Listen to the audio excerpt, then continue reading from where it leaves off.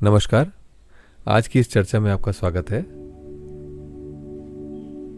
आपने एक चित्र देखा होगा अमृत मंथन का, जिसमें मंदार पर्वत के नीचे कूर्म है, कूर्म अवतार लिए हुए नारायण हैं, और मंदार के टिप पर यानी ऊपर शिखर पर भगवान नारायण का चतुर्भुज रूप है। अब आप देखिए इस चित्र में, जिसमें मंदार के दोनों तरफ सुर और असुर हैं, उस समुद्र में स्थित हैं, नीचे कूर्म है, ऊपर नारायण है, तो इसमें बहुत कुछ सिग्निफाई किया गया है, बहुत कुछ बताया गया है। तो आज इस चित्र को समझने का प्रयास करेंगे। आज समझने का प्रयास करेंगे किस प्रकार से जिन पंच चक्रों के बारे में हमने बात करी, इनका डायनामिक बैलेंस, ऐसा कौन सा तत्व है जो क्रिएट करता है या जहाँ क्रिएशन होता है इसका डायनामिक बैलेंस का, जिसके माध्यम से जीवन का लक्षण दिखाई देना प्रारंभ होता है। ये हमारा संसार तभी है जब वो है। तो वो क्या है? आज हम उस तत्व को समझने का प्रयास करेंगे, क्योंकि पांचों तत्वों से मिलकर के सब कुछ बना है, ये तो हम समझ गए। चाहे पत्थर हो, जीव निर्जीव या पेड़ हो, वो समझ में आता है, स्पष्ट होता है। लेकिन ऐसा क्या है जो डिफरेंशिएट कर देता है?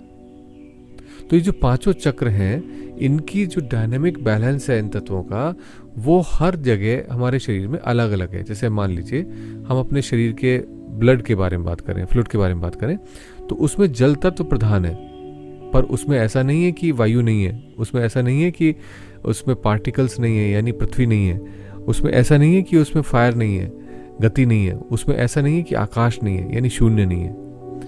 पंच तत्व हैं, बट एक तत्व प्रमुख है, शेष गौण है। तो इसी प्रकार से सभी जगह पर पंच तत्व पूर्ण रूप से उपस्थित है। लेकिन उन पंच तत्वों के मूल में, जिसकी वजह से वो डायनामिक बैलेंस प्राप्त करके उस प्रकार से बने हुए हैं, वो जो तत्व है जिसके माध्यम से ये पांचों अपनी चेतना के साथ अभिव्यक्त हो पाते हैं, उसका आज हम समझने का प्रयास करेंगे कि वो छठा चक्र क्या है और इससे किस प्रकार से हम उस छठे चक्र तक पहुंचते हैं। इससे एक और तथ्य स्पष्ट होता है कि हम जो भी संसार अपने चारों तरफ देख रहे हैं, वो तभी तक है जब तक देखने वाला है। तो जो देखने वाला है वो इन पंच तत्वों के परे है, और इसी कारण से इस छठे चक्र की महत्ता इतनी बढ़ जाती है कि इसे आज्ञा चक्र कहा जाता है। ये आज्ञा देता है, ऑर्डर देता है, और उस ऑर्डर के माध्यम से सभी कुछ संपन्न होता है। तो वास्तव में अगर आप विज्ञान की दृष्टि से, फिजिक्स की दृष्टि से देखें, तो थर्मोडायनामिक्स एक लॉ में बतलाया गया है, जिसमें एंट्रोपी की चर्चा की जाती है, ऑर्डरलीनेस ऑफ अ सिस्टम। तो अगर आप देखें तो आपके चारों तरफ सब कुछ एक ऑर्डर में है, एक नियत व्यवस्था में है, और उस ऑर्डर में होने का कारण है उस चेतना का निर्देश, उस चेतना की आज्ञा। और इसी वजह से अगर आप देखें तो हमारा सारा संसार और उस संसार के साथ हमारा जुड़ना, ये सभी कुछ संभव है, संपन्न है उस छठे चक्र के माध्यम से। तो इससे आपको स्पष्ट हो ही गया होगा कि आज हम जिस विषय पर चर्चा करना चाहते हैं, वो एक अलग ही व्यवस्था है, अवस्था है। वो उस पूरे सिस्टम से, जिसको अभी तक हमने चर्चा करी, उससे ट्रांसफॉर्म हो जाने की क्रिया है, उससे एक नई अवस्था में चले जाने की क्रिया है, जहां पर हम अपने संसार को एक दूसरी ही दृष्टि से, एक नवीन दृष्टि से देख पाते हैं। तो आज की इस चर्चा को और आगे बढ़ाते हुए समझते हैं कि अभी तक हमने जो कुछ भी डिस्कशन किया, चर्चा की, उसमें हम जान रहे थे कि सांसों के माध्यम से कुंडलों की यानी कुंडलाकार स्पायरलिंग एनर्जी की प्राप्ति होती है। फिर उसके बाद में हमने समझा कि नाड़ियों का उपयोग, ईड़ा और पिंगला नाड़ी का जो उपयोग हम करते हैं सांस लेते समय, एक बार लेफ्ट नोस्ट्रिल से चल रही होती है, कभी राइट नोस्ट्रिल से चलती है, कभी दोनों से चल रही होती है। तो ऐसी अवस्थाओं में हमारी ईड़ा और पिंगला के माध्यम से प्राण की गति और फिर उसके माध्यम से प्राप्त होने वाली चक्र एक ऐसी अवस्था है जहां पर साम्यता की प्राप्ति होती है। वो साम्यता जो उस तत्व से, जो कि शरीर के जिस अंग में ये साम्यता प्राप्त हो रही है, उस तत्व से संबंधित है। तो जैसे कि पेट यानी जठराग्नि से संबंधित जो साम्यता प्राप्त होती है वो होती है मणिपुर चक्र में। तो ये केंद्र थे हमारे चक्रों के बारे में, जिसके बारे में हमने चर्चा करी। तो इसमें आपने देखा होगा कि सबसे प्रमुख बात क्या है कि ईड़ा एक प्रकार की ऊर्जा है, पिंगला दूसरे प्रकार की ऊर्जा है। एक में स्त्री तत्व प्रधान है और एक में पुरुष तत्व प्रधान है। एक सौम्य है, एक क्रूर है, क्रूर कर्मों के लिए कहा जाता है इसके विषय में। तो ऐसे में ये दोनों जब मिलकर के एक साम्य अवस्था को प्राप्त होती हैं, इनका युग्म बनता है, तो उस योग क्षेत्र को चक्र कहते हैं। अब इसी प्रकार से हमने 5 चक्रों की अवस्थाएं पाई। और कहाँ कहाँ पाई? हमने सबसे नीचे मूलाधार तत्व पाया, चक्र पाया जो पृथ्वी तत्व से संबंधित है। फिर स्वादिष्ठान चक्र है जो जल तत्व से संबंधित पाया। फिर उसके बाद हमने नाभि के पीछे मणिपुर चक्र जो कि अग्नि तत्व से संबंधित पाया। फिर हमने लंग्स में हृदय के पीछे अनाहत चक्र जो वायु तत्व से संबंधित पाया। और फिर उसके बाद जहाँ से हम बोलते हैं, हमारी स्वर यंत्री है, गले में विशुद्ध चक्र पाया। तो ये 5 तत्व, जो विशुद्ध चक्र है वो आकाश तत्व का धारक है। तो ऐसे में हमने इन 5 तत्वों का, पृथ्वी जल अग्नि वायु आकाश का, चक्रों को पाया। अब ये चक्र सब जब मिल करके उसके बाद में ईड़ा और पिंगला फाइनली जाकर के त्रिवेणी बोला जाता है, त्रिवेणी घाट पर मिल जाती हैं। अब ये जो त्रिवेणी है ये क्या है?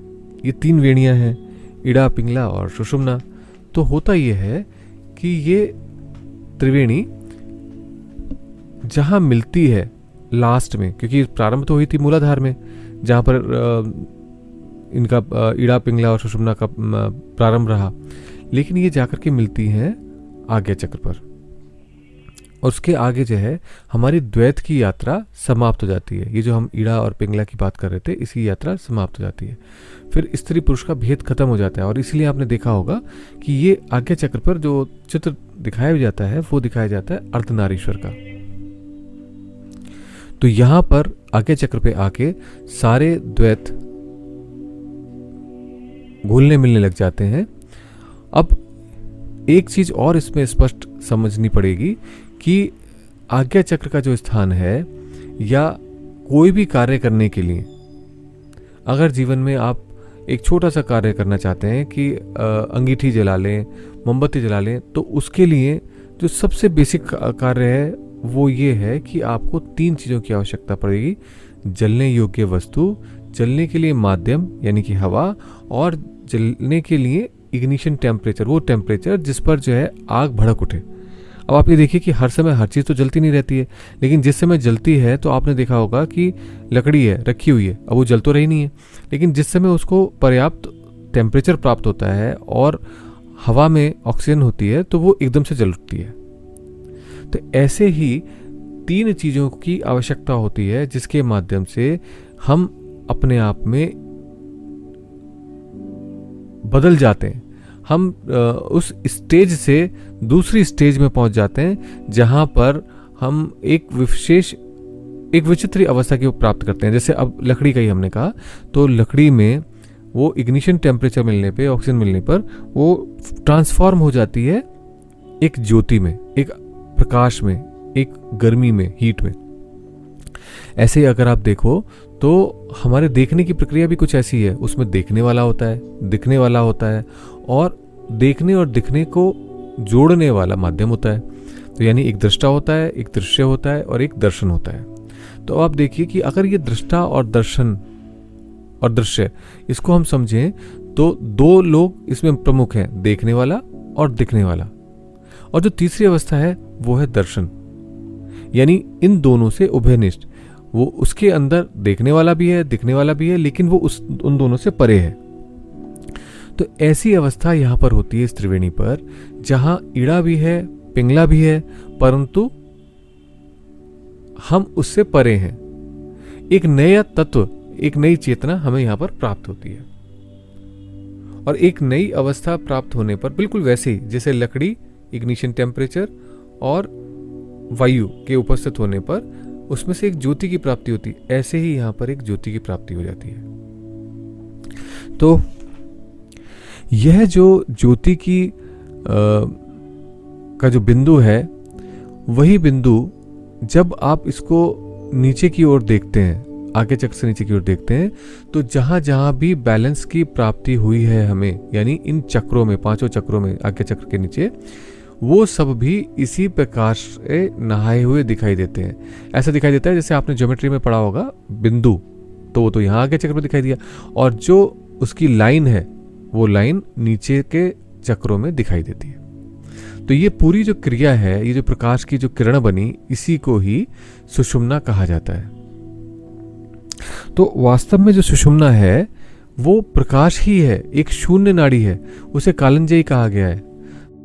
प्रकार हम सुषुम्ना को भी समझ पाते हैं।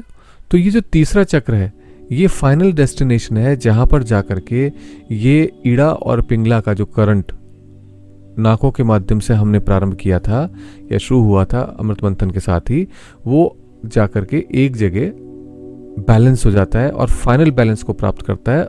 इसी को ही ये अर्धनारीश्वर तत्व या अर्धनारीश्वर रूप या हरिहर शास्ता, ऐसे बहुत सारे नाम दिए गए हैं, और ये आज्ञा चक्र का स्थान है। इसे ही मन कहते हैं, मनस। तो आप ये देखिए कि जितने भी तत्वों में हम विचरण कर रहे थे और उनके माध्यम से मिलकर के शरीर का निर्माण हुआ, जीवन का निर्माण हुआ, वो सभी कुछ पीछे से संचालित हो रहा है एक डायनामिक बैलेंस के लिए मन से, जिसके पीछे हमारी आत्मा है।